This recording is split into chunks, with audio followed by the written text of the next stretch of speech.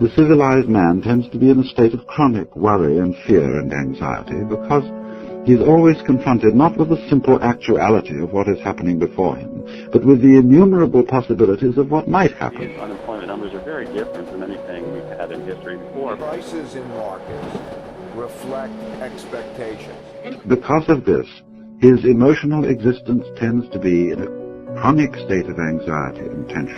What would you peg the odds at of whether or not this actually leads to a rebalancing target up more than 25%. He loses increasingly the ability to relate to the concrete world as it manifests itself to him in the actual present in which he Put lives. the brakes on the economy. In other words, if you have a downturn related to how vulnerable we are as a society to shocks. He becomes so tied up inside that, as it were, the channels of his sensibility become blocked.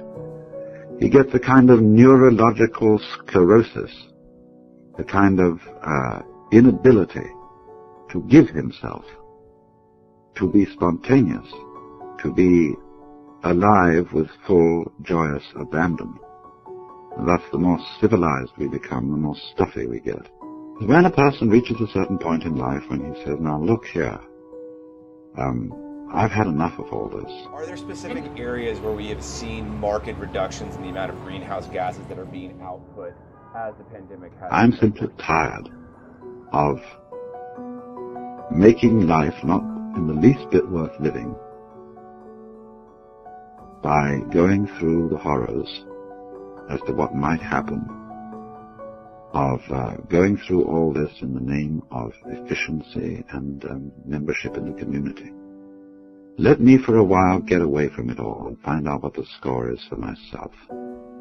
I'm tired of being told what I ought to believe. I'm tired of being told how I ought to see, how I ought to behave, how I ought to feel. Let me find out for myself who I really am.